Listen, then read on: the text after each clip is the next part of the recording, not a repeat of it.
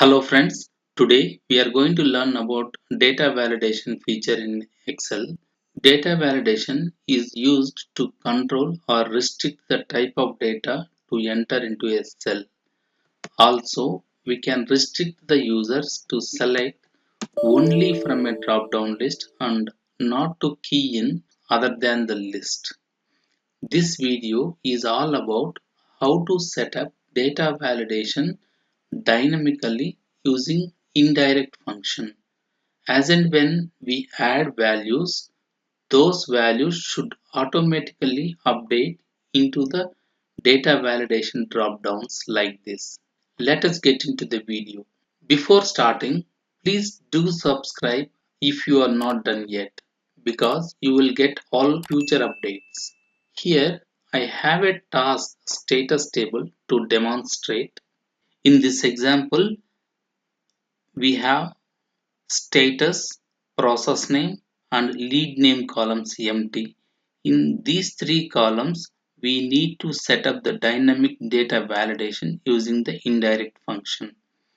So for status column, I need to pick these three values into the dropdown, and for process name, I need to pick these five values into the dropdown list, and for lead name, I need to pick these four values into the dropdown list.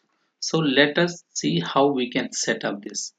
All we need to do first is we need to convert this range into table. So how we can convert? You can select any one of the cell within the range and press Ctrl T from your keyboard, and make sure when you have a header this little checkbox is checked and click OK. This table is converted now into a table.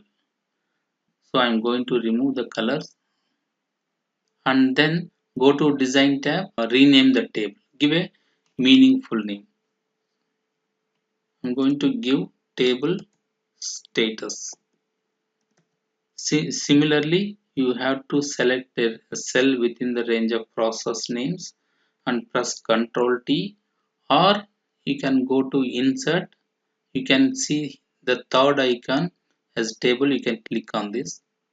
You will get the same dialog box. Click OK and then go to the table name and rename as process and remove these fancy colors, and do the same for lead name as well. Press Ctrl T, click OK and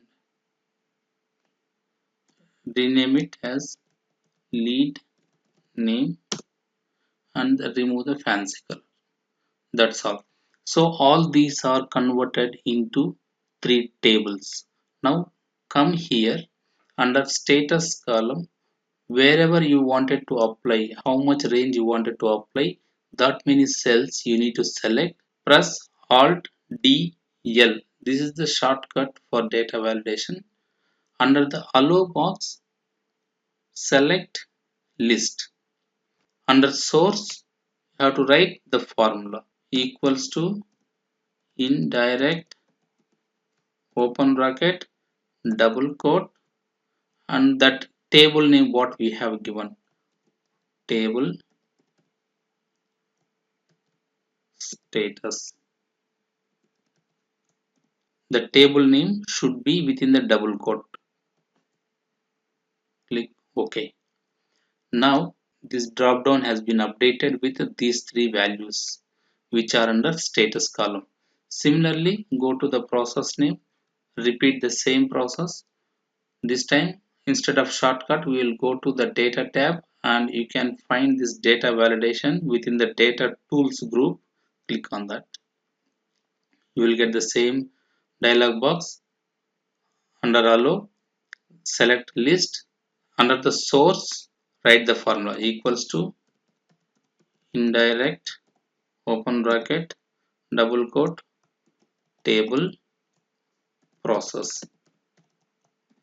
Close the double quote, close parentheses, click OK. Now this drop down is updated with those values. And come to the lead name.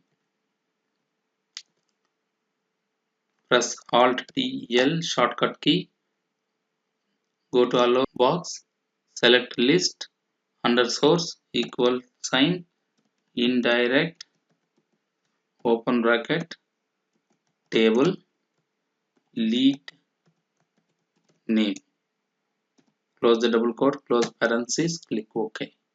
All these three columns are set up with the dynamic validation. For the task 1, I'm going to select open and the process, let's say collections, and the lead is David.